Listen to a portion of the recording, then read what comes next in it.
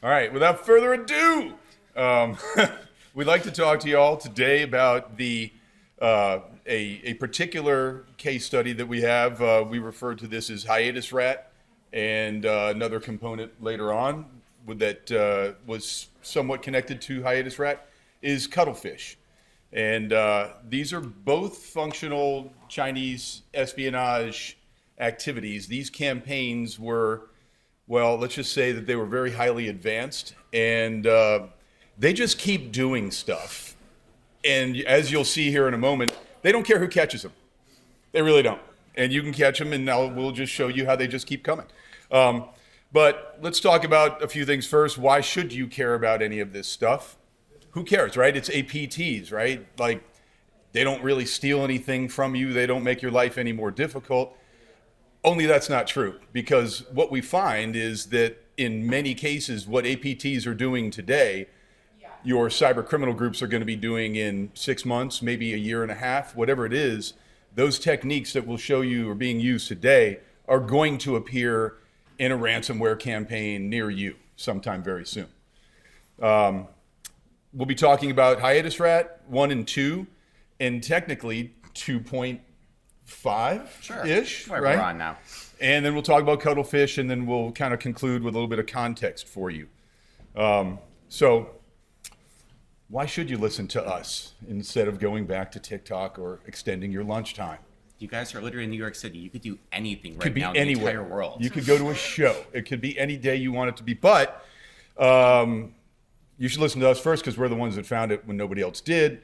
And secondly, because I think you'll find that it's going to be entertaining enough to kind of peek behind the veil on some of the most modern techniques that we've seen APTs use in a little while.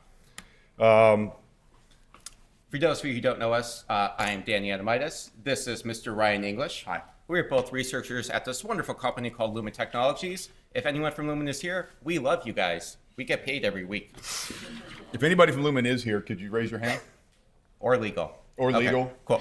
Anyway, So no marketing, corporate, or legal from Lumen is here. perfect. Sweet. All right, so We're in we business. focus on threats to ISPs and telcos because we are a large international ISP. My name is Danny. I've been doing this for a decade now, which is kind of weird. I have a strong interest in things like DNS hijacking, router-based exploitation, campaigns targeting things like Unix and Solaris devices. I just love the old stuff that's still hanging around because it's the part of the internet that's forgotten that everyone seems to love to go after. And then, of course, we have Ryan. Ryan, do you want to say a word or two? Yeah, I'm just here to catch a show. Okay, cool. Moving on. So for those of you who don't know us, we have this threat intelligence team at Lumen that we call Black Lotus Labs. Now, everyone's always wondering, okay, cool, where are you guys getting your data from? Why should we care? Is this unique? Are you just crawling the internet? And the answer is we kind of do a little bit of everything.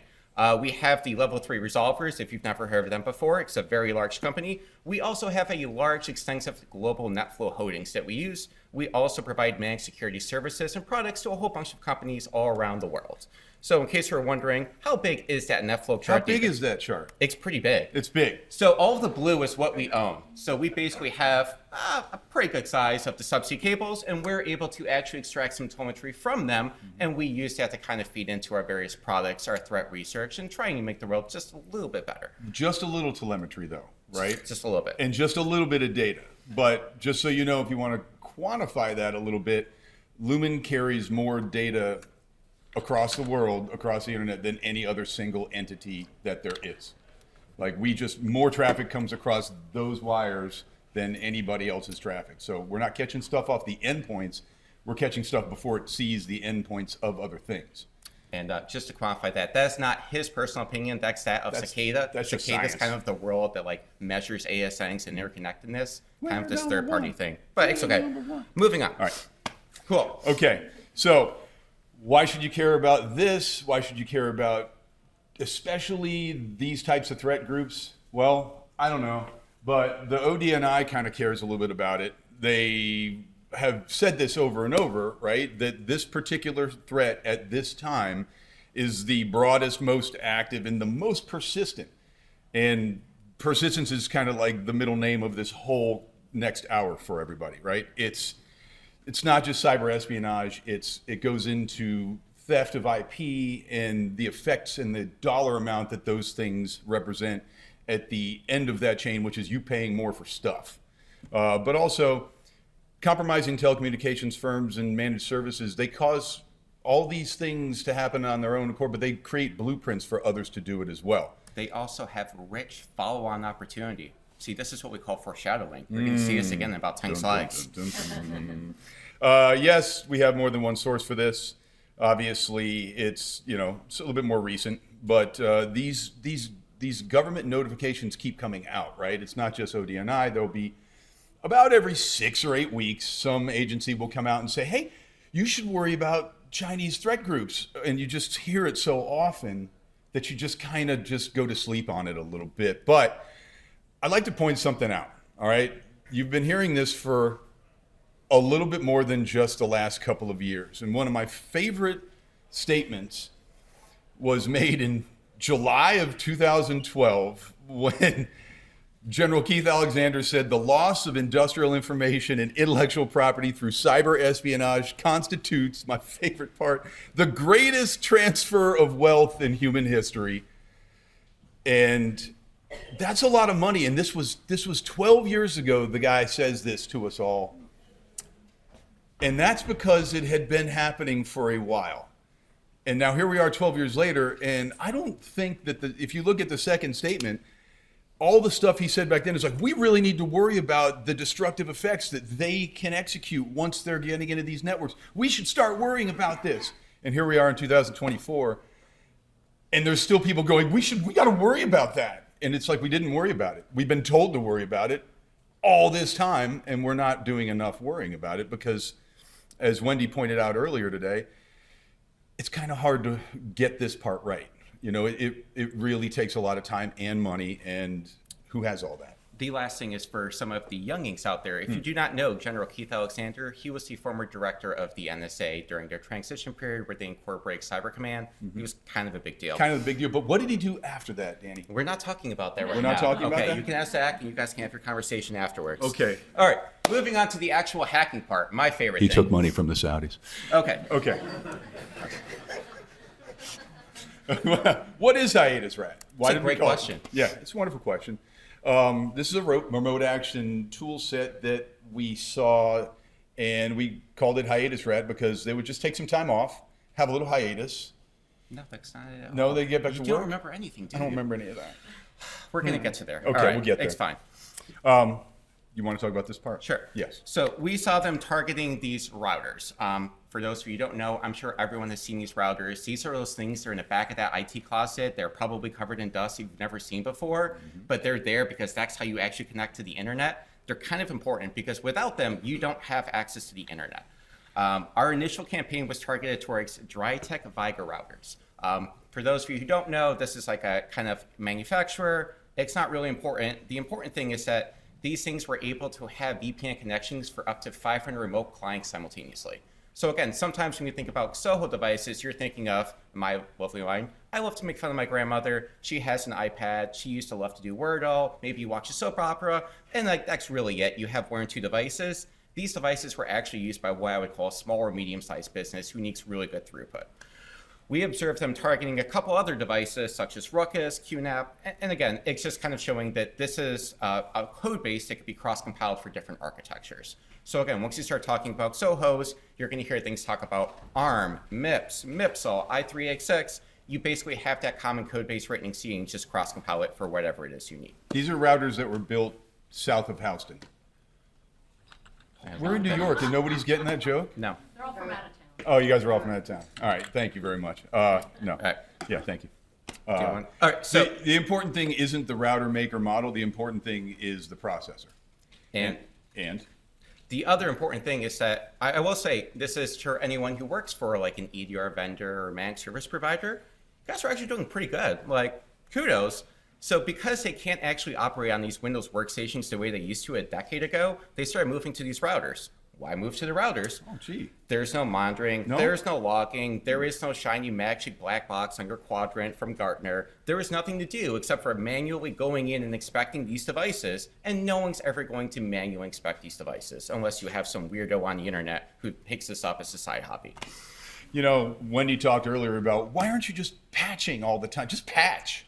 All right, raise your hand if you have updated the firmware or the OS on your own personal routers at home. Oh, Jesus, this might be a record. Wow, this is like, yeah, you I'd usually say, get like 3 guys. 20% of the room, 15-20% of the room, which is pretty great. But this is a room full of people who are interested in or practicing cybersecurity for a profession. If you say this in a room full of people who maybe work in a corporate environment, the hands don't go up. Nobody really cares about what happens at that router because it's just plain working. And if it works, your IT department will tell you what's the golden rule? Don't touch it. Downtime Don't touch it. costs money. Yeah, If no. you have not heard that before, you need to know this. Yeah. In operations, downtime costs money.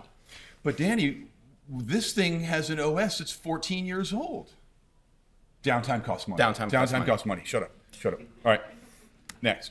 All right. All right. So, quick overview about what actually transpires. Our earliest indication is that this campaign started in July of 2021.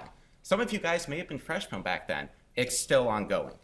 Our earliest samples that we found were compiled for version 1.5. Everybody starts at 1.5.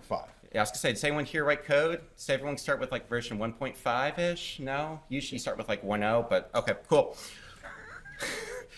The other interesting thing is that because these were end of life, they're no longer being supported by the vendor. There is just a plethora of CVEs. Every day, new CVEs come out, and a lot of those things are actually applicable to older models. And while they'll say, we're only going to patch this on, I don't know, pick your favorite Zyxel vendor, because that's who we get to strong arm into actually doing the patch for, those things are actually really trivial to kind of tweak to work for a different variant. Once these things were actually exploited, we saw them basically drop two binaries or 2 custom compiled files, one of which was a variant of TCP dump. If you guys aren't familiar with that, it's the way you can basically just capture packets as you're traversing. And the second one is called hiatus. We basically saw this and we thought it was really interesting. The packet capture, if you were outside of a corporate environment or like a small, medium-sized business, you might have something like an on-prem Outlook server because it's cheaper. And again, as you're a small, medium-sized business, you really need to focus on your bottom line and trying to stand up the business. Those Azure licenses are pretty darn expensive. So let's just stand up our own thing. So what we saw is that they would be one hop out from that Outlook server and running packet capture over ports associated with SMTP, IMAP, POP3, and you could actually start getting some of those emails, not from the server where there's actually detection logic from Defender, but one hop out where everything has to traverse through. We also saw this hiatus rat thing that we're going to talk about have the ability to upload files, download files, or act as a redirector. We missed a meme here. We could have had, we're not talking about practice, we're talking about the game. Next time, man. But Next time. there's something to think about, and we won't go into it deeply here, but on your own, consider something for just a moment and then file it away for later. There are millions and millions of end-of-life devices all around the world, all over the internet, and those end-of-life devices will never be patched or updated by their vendors again. And we've seen cyber criminal groups put out bounty lists of end-of-life devices where anybody who wants to use your criminal proxy network can donate an exploit that they can come up with for anything on that list and now use the proxy network for free for life. Like, hey guys, you could pay us for this proxy network, or you just give me, there's 150 continuously updated routers, and any of you guys who comes up with a good exploit for them, we'll let you just use our router proxy network for free. So this is stuff that actually makes it into the criminal ecosystem. End-of-life routers are everywhere all the time, and they're expensive. Like, who's got money for all these replacements? So Wendy addressed that. I just wanted to touch on it one more time. Bless you. Thank you. So this is roughly how it works. There's typically some sort of exploitation. They do some host-based enumeration. They want to make sure they're actually on the victim box. You're not running on some droplet in AWS. That's where cell hosts do not exist. That's where security researchers exist. They don't actually want to live there. They start running that lovely packet capture feature. They have to hiatus rat Trojan to upload, download files, do all of your modifications, and it starts speaking out. This is pretty common. You guys are going to see this again and again. It's just nice to orient people. What do you do once you're on the system? Hang around. The first thing you want to do is, since these things actually don't have a ton of RAM and I want to say compute is actually hard on things that are 20 years old, you want to make sure you only have one instance of your malware running at a time. If you have 4, 5, 6 times, you can actually basically DDoS yourself and then you lose access to that. The way you typically make sure you only have one version of the malware running is through something called like a mutex. So it's like a mutually exclusive string that exists on the host that lets them know, hey, I'm already infected. Don't infect me again. You're just coming into your own CPU, dum-dum. So the way they actually do this on things like routers is they would actually open up a listener on the port. In this case, it was port 8816. They would also grab things like your MAC address to make sure that this is a real MAC address. They would get your kernel version, your architecture, your firmware, and just some additional information. From there, we actually saw them grab things like your IP config. This would give you your public IP address of like where you are on the internet. We also saw them grabbing things like your ARP cache. Your ARP cache allows you to enumerate your layer 2 connections for those of you who love your network OSI stack. This will allow you to show everything that has a logical connection, and you can see the devices behind the router to see if there was potentially a Zimbra server, an Outlook server, if there was anything at all, or if it was just a droplet hidden behind DigitalOcean. The last thing they would do is they would actually collect a list of all of the known mount points on the particular system. Now, if this was a little bit savvy, basically what we think they're trying to do is say, hey, is there any other malware that currently exists on this system? As Ryan has pointed out, this is a very lucrative target right now for a bunch of APTs, cyber criminals, basically anyone who's trying to get covert infrastructure. So they want to make sure that they're not cohabitating with any other malicious actor and that they're kind of keeping their operations exclusive. So this is something we see a lot more from the nation state side. We don't see as much from things like the cyber criminal side because YOLO, Lambos don't buy themselves. And then, of course, they would start to enumerate the processes. So this is my lovely graphic. This is what we made. I know, everyone loves it. Okay, I'm not going to quit my day job. Too. Yeah, this side. Gosh. Woo. See, I even made my little white Wireshark thing. Yeah, that took me like 20 minutes. Okay, moving on. Corporate doesn't like us using contraband images, by the way. We were admonished Yes, we're not in going our to. last publication. Where'd you get that little fin? We don't have that in the library. All right. But anyway, That's when you'll see. wait till you join corporate Wait till you get in America. corporate It's America. all right. So basically what this is denoting is that you have a bunch of remote users. How many times have you guys been outside of your classroom and you're going to say, hey, let me just check my email. If I have a day job, I'm going to, be waiting at the bus stop for the bus to show up. I'm going to be at dinner and maybe my partner went to the bathroom. Let me just scroll down. You basically have to connect through that router to talk to the Outlook server for your corporate instincts, and they're basically living there in between. So this is kind of that unique space where there really is no detection, and that's basically all we're trying to denote. The other thing is that they actually have two different servers they were using simultaneously. How did you extract that information? Let's talk about parse config files. So this is exactly what it sounds like. In a lot of these malware files, you'll have something called a config. This config kind of allows you to have some modularity in what it is you're doing.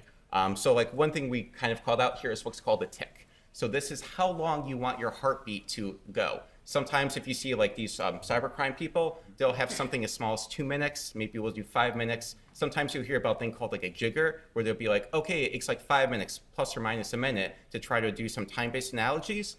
In this particular instance, the time interval was 8 hours.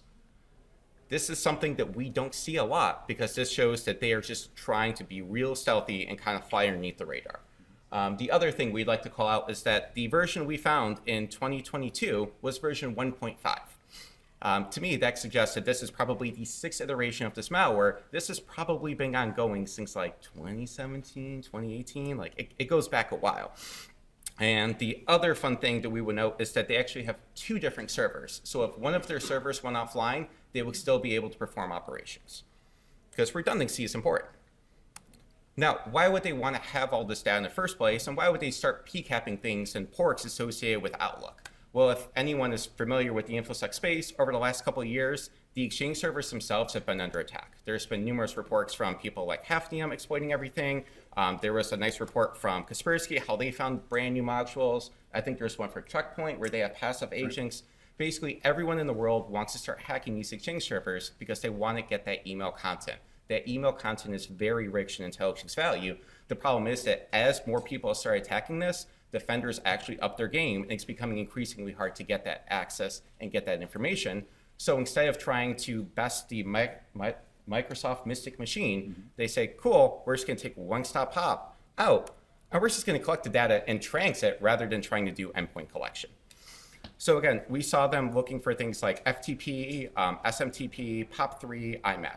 And of course, these ports could have been modified at any point in time. They did have remote access. This is just what we saw in one of the shell scripts we were able to recover.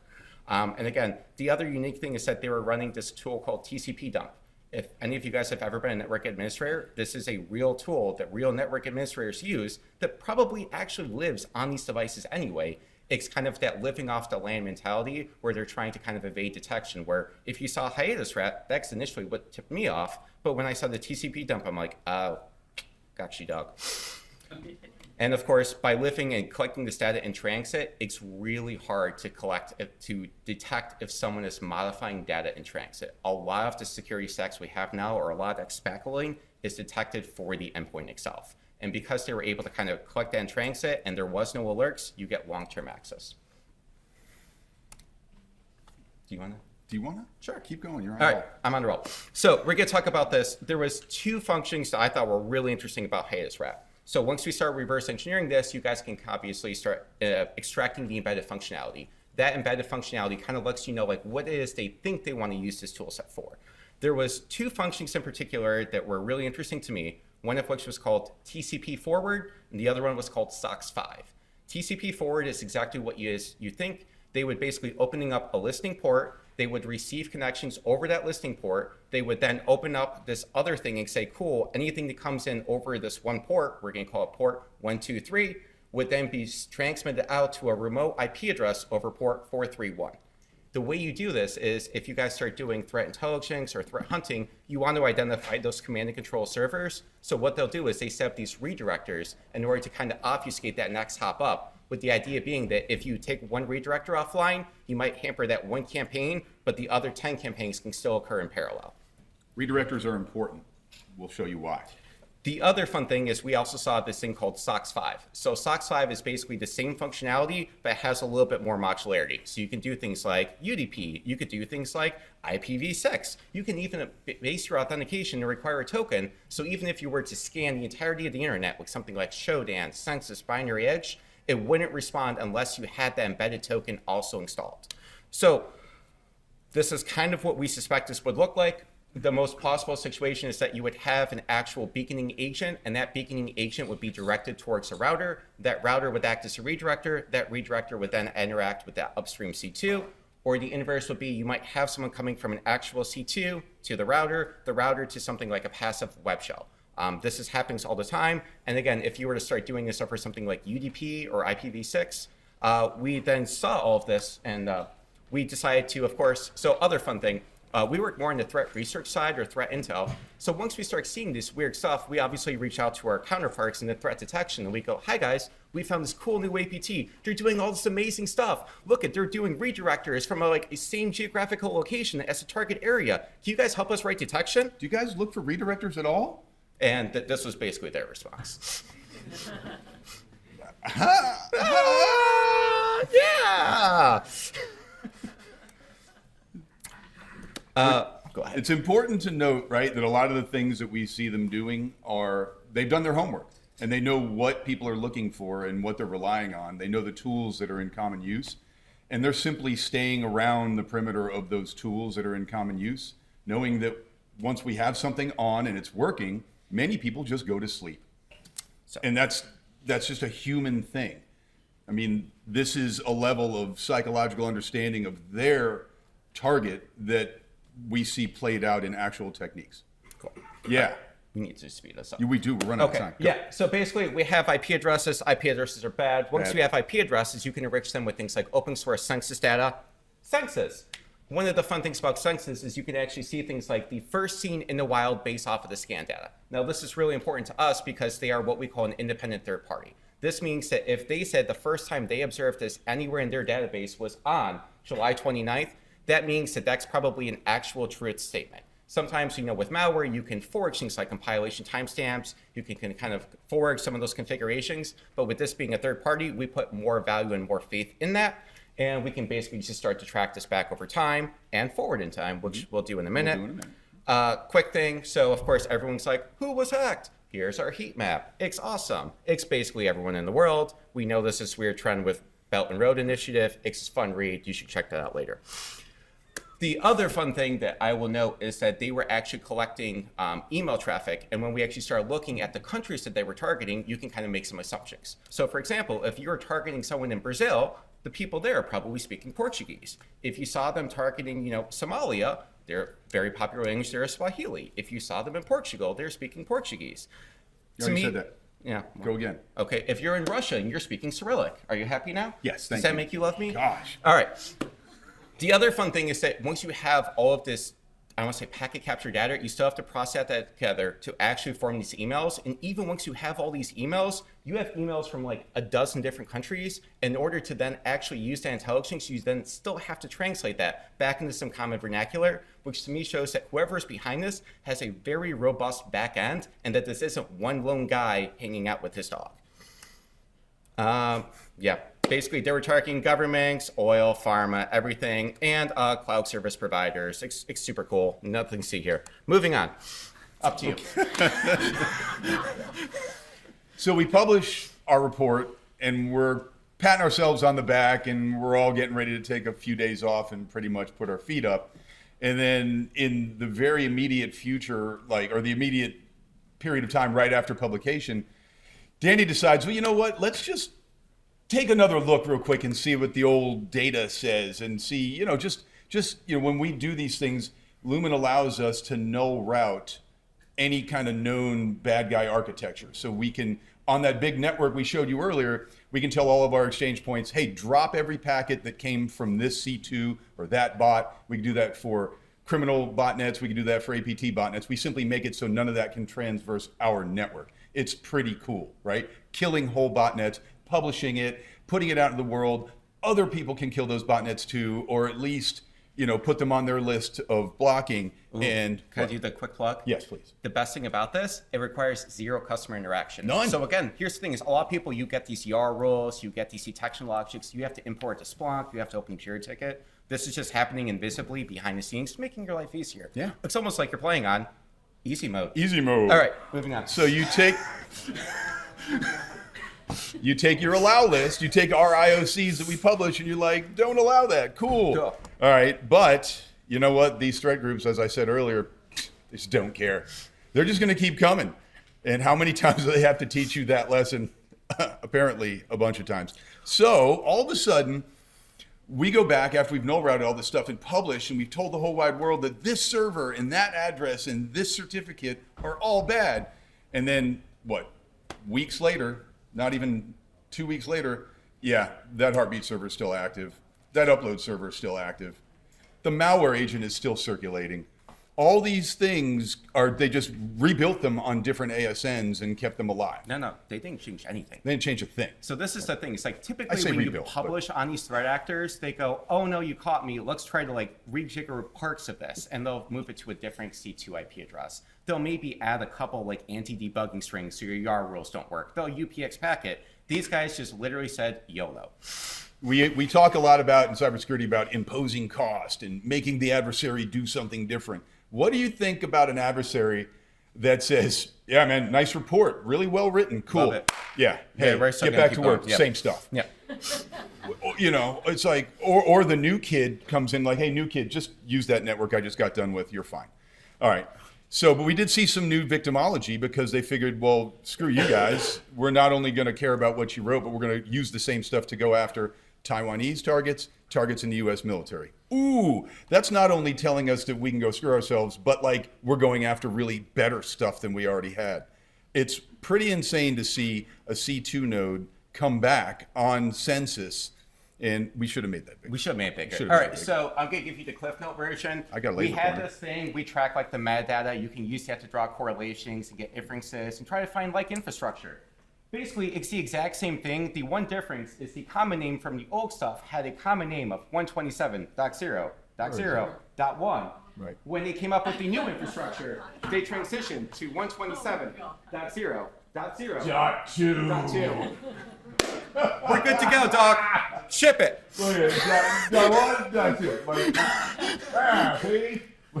Yeah, you can kind of see this. So that was, I believe, for the Heartbeat server. For the upload server, they changed the serial number from 1 to 3. 2, 3. We're good. You can't stop me. Yeah. All right. So Obviously, we saw, like I said, the targeting shifted. We see a lot of stuff coming from Taiwan now. Okay, great. I wonder why they're focused on that. Again, sometimes when you're looking at a threat actor and you're not quite sure who it is, you think, well, why would Russia be targeting all kinds of municipal governments and power companies and things like that in Taiwan? Probably not. That's not their immediate interest. They're worried about other bigger problems that they can't solve because they're ridiculous. But, this is an advanced threat actor thinking into the future. God, who makes 5-year plans? I know we don't. No, America we don't. doesn't do that shit. No, You're not thinking about next quarter, man. No, Get I'm those not. KPIs Yeah, I up. think that's it. But I know who does think about 5-year plans and who does think about the future. And kudos to them, right? Like, I really appreciate the highly advanced threat actor. And, of course, targeting the US DOD. And if you think about what we mentioned earlier. This is for you. Oh, nice. Oh, thank you, Get sir. the intro. Ooh, I'm special. And then this one. It's for you. Yes! We did it! Thank you. Okay. All right. I think if she Good to gives go? me the thumbs up, then I'm happy. Yeah, we're good to go. Okay, good. All right. All right. Go. Cool. All right. So this is the fun thing is if you guys have talked to us this morning, we said, cool, that was a great keynote. We're going to go up to our slides now. And everyone's like, you guys still didn't finish your slides? And we're like, no, we're going to do it live. Yeah. Let's just do it live. So I'm sure a lot of you guys are thinking, hey guys, you've been talking about this campaign that you've been tracking since like 2021. That graphic was from 2023. Guys, it is October 2024. Yeah. Clearly, they have found Jesus and they've stopped hacking the world.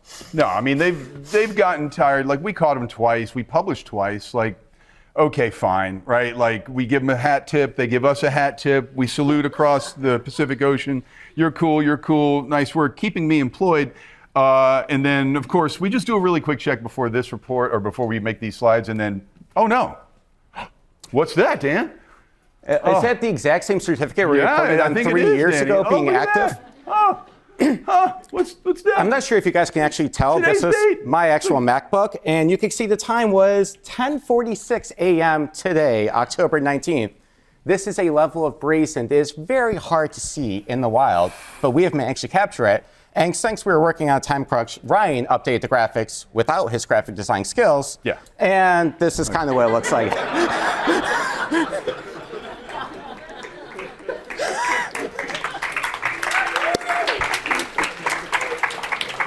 This is why we had to ask if you're from Lumen, because this is definitely a contraband image. Yeah, it's not in the library. You can't use it. The other fun little tidbit is, if you recall, the previous, last octet was 227. We have kicked it up to 228.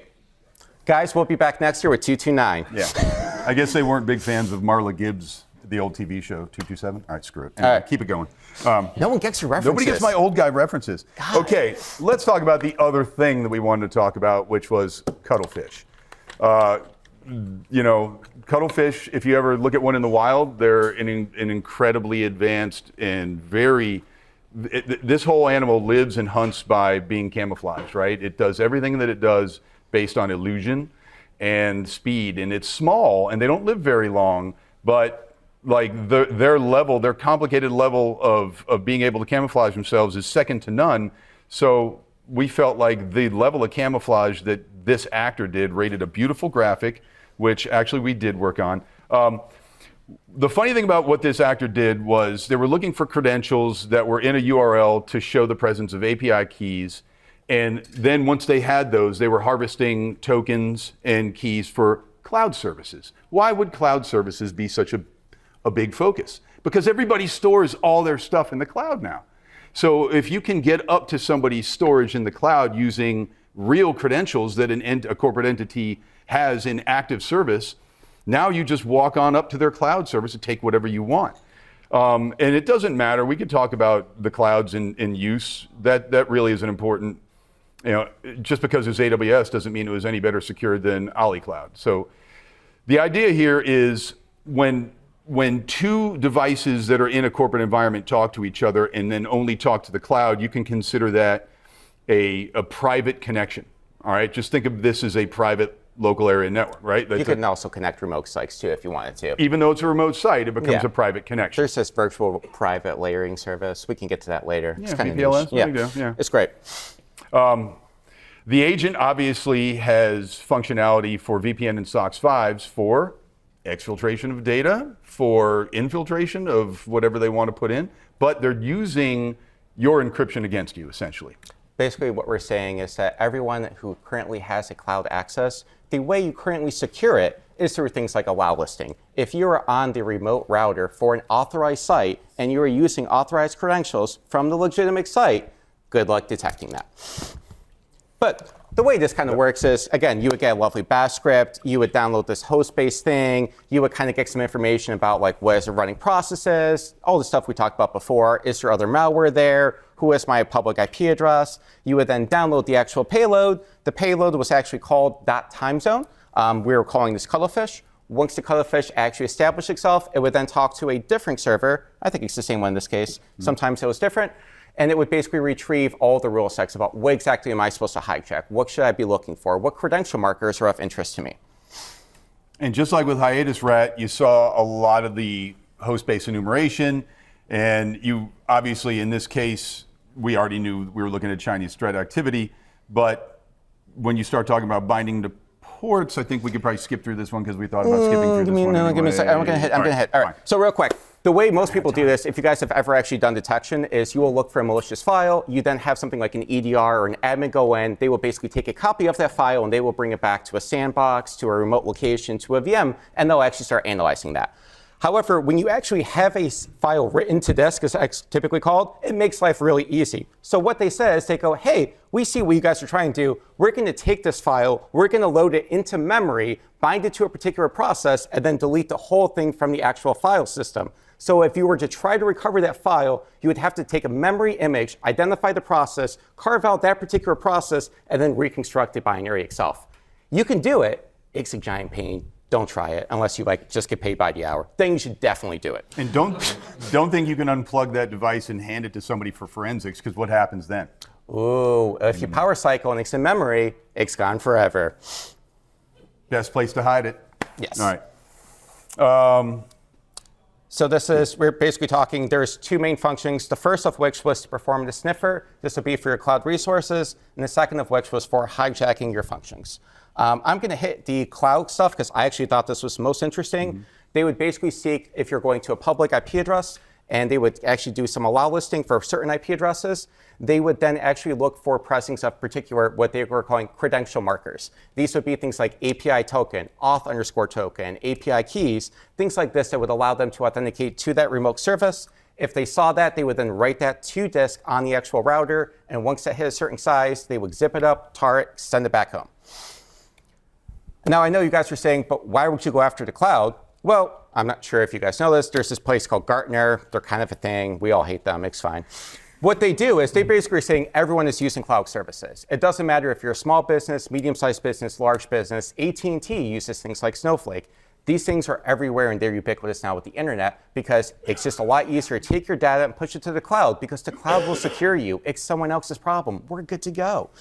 The problem is that because all of the data is moving towards the cloud, that's where all of the threat actors are moving. Once you start actually looking at the cloud, there is nothing like an EDR there that might be on your virtual, actual LAN. There is no network segmentation. There is not a whole lot of identity management, TACX, or anything like that there. It becomes really hard to start delineating who is doing what, and if you have an authorized token, it becomes so much harder. The one thing that I will say is I still can't actually figure this one out. They were actually trying to sniff for port 443, which is typically associated with TLS. There's supposed to be that layer of encryption. We didn't actually see a decryption downgrade capability or redirector, so we still don't fully understand that one. Maybe encryption saving us? I don't know. It's not bad. Can't hurt anything.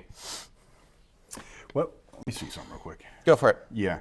Let's go back and underscore one thing about, we put in parentheses there, it's just plain unmonitored. And as Wendy talked about earlier, defenders just have too much on their hands as it is, keeping all the different tools up and running and functional. But when nobody really thinks to monitor or take logs and then later on analyze them and put a SIM over your SIM for your SIM and then be able Simception. And once again, this is a threat actor saying, I'm pretty sure that we're going to get over on basic human behavior. Again, you can't underestimate somebody who's thinking that deeply about what it is you're not doing. Obviously, we're seeing this internal hijack starts off with sniffing for internal IP address ranges that they're looking for just because they want to find the private networks only. And being very decisive and being very patient about finding just those things so they don't spend extra time wandering around and getting caught. Is that you? Yeah, no, I think that's you. No, that's you. Okay, cool. Yep. So basically, we saw this internal hijack was focused on unencrypted things. So as we kind of mentioned before, encryption might save us. If you guys are familiar with things like DNS, that's UDP53, it's all in the clear. If you're on like Wireshark, you can see that. TCP80, also in the clear. It kind of allows you to start enumerating out some of those networks. And we're trying to see, one of the theories is that they might be doing something like a local DNS hijack, where they can actually say, hey, that remote internal IP address that you think is over here, it's actually over here in Alibaba. Why don't we just go send it over there, grab those credentials, and then here you go. Here's the actual response. They would do this through something called the 302 error, which is like a temporary redirection.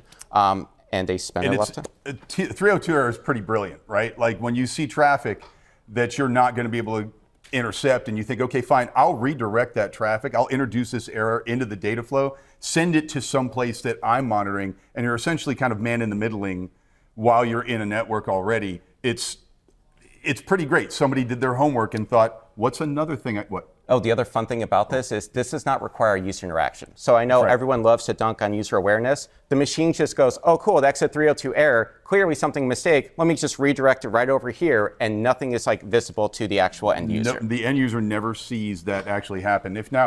So when we talked about how these things were linked, these two different campaigns, right? If you just take a minute and let your eyes wander over, you're going to see a lot of similarity, wouldn't you? Like, corporate wants you to compare these two pictures.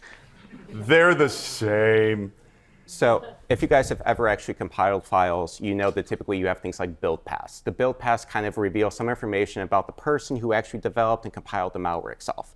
In theory, this stuff should have been scrubbed and removed, but a lot of times it just goes there, especially if you're talking about cross-compiling for something like MIPS on a Windows system. It is a giant pain in the butt. So a lot of the time, that kind of pocket lint gets left behind. So in this particular case, we saw that the build paths were left in both the hiatus rat and the cuttlefish, and when we compared them, it looked like a 1,000% match. I mean, just looking at it, it doesn't pass the eye test. Right away, you don't really have to think too much about it. You see the exact same numbers.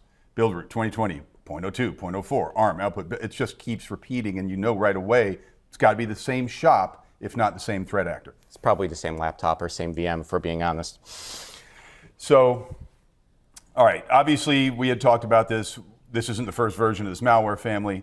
A lot of times when we look at certificates, that's the final validator for us. We can actually say, okay, here's the evidence that lets me talk about this later. It's kind of a big deal to get certificates, and when they're the same, well, okay. Oh, I have to laugh. The prior iteration, so the file itself would actually look for another hidden folder called .putin, which again just kind of made us laugh that, I think they're kind of trolling the attribution thing a little bit, that we're China actors, so we're going to call it Putin. No one will see through our ruse. It's a ruse cruise. Oh, good. So what was really interesting about this was we found a lot of this took place in Turkish-based IP addresses going back to 2023, and a few U.S. IP addresses. In fact, one of them was a place in Atlanta that we actually tried to notify. Outside of Atlanta, but yeah, it's fine. So it was interesting to us, like, why target these satellite providers and telecommunications providers in this area?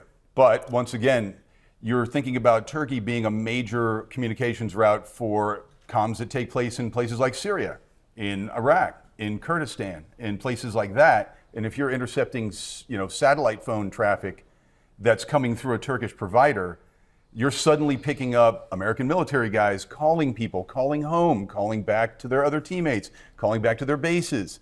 Suddenly you're now getting intelligence harvests on U.S. assets that are currently fighting the GWAT in that space. Legally, we have to say that's speculation, and that is Ryan's personal opinion. It does not reflect that of Lumen Technologies. That is my personal opinion. Like, I happen to be familiar with that space, and I happen to used to use a satellite phone that was from a Turkish provider. No, give me a second. Yeah. So after we did actually see one or two U.S. data centers, so of course we then reached out to our counterparts in the detection team once again, and we're like, hey guys, it's us again. They go, oh God. What? And we said, hey guys, what are you guys doing to detect, spoofed API tokens coming from a legitimate site that's being used for cloud resources where we don't have logging? And they're like, guys, are we able to detect this? And that's just kind of their response. Yeah. I think they were asking us to die. But Yeah, anyway. no. I mean, I think it was like a two-way street. Okay. All right. Let's form a narrative here. Cool. What can we talk about? Let's wrap this up. All right. Obviously, we already pointed out this. We can belabor this a little bit more, but this thing had been operating for a very long time. It and continues to operate. Continues as of to operate today, as of today. 10:45. Yeah, it just never Oh, no, ends. it's there. The other fun thing is that, again, one of the fun things we like to do is try to extrapolate intent. So when you actually look at some of these malware samples and some of the things like hiatus rat, and this is actually where the name came from, is the idea is the beacon would take a hiatus or a break at a redirector before it actually reaches C2. That's actually where the name came from. Yeah, I remember. Yeah, I was now being you do. funny earlier. You just It's fine. walked all over my joke. The fact that they actually had that level of redirector to us denotes that they either had some sort of like Windows-based agent or Linux-based agent that would use that redirector, or that they would use that redirector to talk to something like a web shell. So while we were able to find this router component, this is just a single piece to a larger CNO framework. So again, while we were able to uncover a lot of this stuff over the last 3 years, we still don't have the full story. And if you're looking at email from 12 different countries, how many really serious nation-state threat groups have enough humans available to them to start breaking down languages from 12 different countries? I mean, ChatGPT will only get you so far. it'll only get you so far. So, I mean, this is very patient. Like, steal it now, break it down later, decrypt it later. We'll have the assets for that, store it, and then later on we'll find out something when we look for keywords in that data when my guy shows up who finally speaks Swahili. This is very patient and very calculated. The other thing is, again, we continue to see these email exchange servers being assaulted nonstop. So basically what they're saying is rather than trying to join the rat race, let's just take that one stop out, we'll just get that data in transit, and we can live there for years and years and not worry about Defender ruining my party. Exactly. Go for ahead. it. Yeah, next. All right, next. Why is that the same slide? No. Yeah, Okay, kind of. yeah. We did talk about this, but Yeah. we highlighted it again. Why don't they change their C2 nodes? Like, that's terrible OPSEC. But it does, if you don't think your opponent is up to speed on what you're doing, then you can relax on certain elements of your campaign. And OPSEC is one of them sometimes. And this is either a challenge to all of us in this room, or laziness by a threat actor that's done so much thinking and so much homework about preparing to go into an environment. I just don't think it's laziness. I think he's brazenness. I think it's brazenness. Let's see. Yeah. Do you want to quote Biggie? We want to call it what? I said, are we going to quote Biggie? Tell him Biggie took it. Tell him Biggie took What the it. heck you going to do? What are you going to do? We're in New York. Come All on. right. All right. So, Okay. Targeting Taiwan, it's going to keep happening. The other interesting thing is, again, we basically were seeing that initial campaign targeting Vigors. There was about 3,100 of these things accessible in the world. They only infected 3% of the total population. So again, they weren't just hacking everything willy-nilly. We think they were hacking, they were evaluating, they were seeing what data they were getting, and if they weren't getting good stuff, they were killing the agent and moving on. as we said many, many times already, today the cloud, obviously, where all your data is going to end up, is now the prime choice for any threat actor. And they continue to modify, just like Wendy said earlier, it's yes, we can keep pushing them into a different space to work, and they're happy to do it. So people who, you will still go into a corporate environment and somebody will tell you, but I've got geo-blocking on. You know, you'll be in a I've heard that. remediation one day and you'll have somebody say, but we're using geo-blocking, nothing from China can come here. Cool story, man. But that's the ice cream shop right next door to your business, and somebody logged in from that and used a real credential. Like, that's just how it's going to work from now on. The other fun thing is a lot of security stacks or the spacketing is directed towards the actual end products. There's very few people doing things to protect that in transit. The way you do that is either through encryption or through things like VPN tunnels. And the other note I will make about this is you might hear some robust debates about IPsec versus WireGuard versus whatever other VPN technology, OpenVPN. Just use something. Anything is better than nothing. Let's start quabbling. Some of the outstanding questions we did have is some of the traffic that they were encrypting was actually encrypted. So it's like port 143, that's supposed to actually be encrypted in transit. They were still collecting that. Why are you collecting encrypted traffic? Are they just trying to do, I want to say network, like encrypted data analytics, which is very possible? Are they looking for some sort of crypt weakening, which we didn't see? What exactly was happening? Go ahead. Steal it now, decrypt it later. Yep. All right. We couldn't actually pin down exactly which threat actor did this, but it kind of doesn't matter. I mean, when we saw correlations to Hiatus Rat and we could see all these things being reused, it didn't make any difference to us if we had the attribution to the exact threat actor or not at that point. And the last thing is, again, we saw targeting of like cloud providers, managed IT providers. If you were basically emailing a cloud provider and buying a new server, you're going to get an email that says your new server is stood up at IP address 1234, username root, password, ideally not root. And again, if you're collecting that, you can basically move in there and start hacking things before the customer is even on site. So when they try to take their golden image, you're completely gone. I'll go back to that one just for a second. All right, we're like, who else's seriously data running out was of in time. that cloud resource, right? So we're seeing a lot of things where the actual customer of a product doesn't see what the actual managed product is actually doing, whether it's secure. What's that? 1 minute. Oh, shoot. Okay, Better 1 hurry up. minute. Come All on. right. All right. Appropriate. Yeah, 1 minute. we'll wrap up. We got it, okay? Wrap it up, Let's B. see you. Speed round. Parting thoughts. All right. Your perimeter goes behind your firewall. This includes things like your corporate routers. Please start, if you guys are going to start taking cybersecurity classes or start working at a firm, ask them if they actually have a perimeter router. What is XCP? When was the last update? Is there logging? Is there anything in place? And again, this also extends not only to the CP that's at the physical remote site, this could actually be things like the router you are using if you are a remote employee. Your perimeter is currently becoming more porous every single day. You just need to at least know that this stuff's happening. Any VPN is better than no VPN at all. We already said that. Keep Woo! going. All right, last thing. China, Russia, North Korea, all these people, they're not going away. The future is actors are going to start going really high, or as we call it, the cloud, or they're going to start going really low, and they're going to start doing actual PCAP on like layer 2 and layer 3. The middle ground's just covered in spackling. It's broken. We'll fix it later. The last thing is make sure that you identify your most critical assets or your crown jewels and do whatever it is you can to protect them. That's really the only fighting chance you have. Create network segmentation, set up alerts, do EDR, all the fun stuff that takes time that no one wants to do because it's harder than buying a blinky box. When you End start of getting talk. complaints from your end user that the most important thing is just 2 more steps to get into and it's just so hard, why'd you make it so hard? You're doing the right thing. Cool. Finn. I don't know. Are we doing questions or no? We don't have time for questions, do we? I mean, we'll stay and answer them if anybody's got Yeah. questions. Like 2, 3-ish? Cool. 2, 3-ish? You're first. Yeah. All right, so for the hiatus one, they use like secure networking protocols like FTPS or SMTPS. Would that attack still work on the infrastructure? So they would still be able to collect the data, but the data itself would be encrypted, and then you're playing the can you break the encryption game. Yep. So again, that's where it gets back to, well, what type of encryption are you using? Is it AES like 1256? Is it CBC? So you can kind of, it's a good approach to protect yourself. It doesn't negate everything, but it's definitely a really solid step. Russian. When you say like an IDS, right, it's set up in the central network on the router and South Central will be able to detect some of this? And you would Will an IDS setup detect all this? yeah, if it's set up on the central kind of network.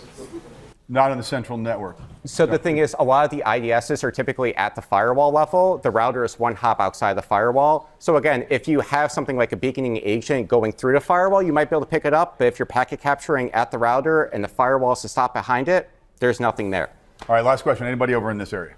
Nope. Sir. You talked about North Korea, China, all these things. So how close are we towards full-blown cyber warfare, just like a Cold War? I think that the answer to that question is a little bit more of a politics question, and I think that it's really hard to answer that.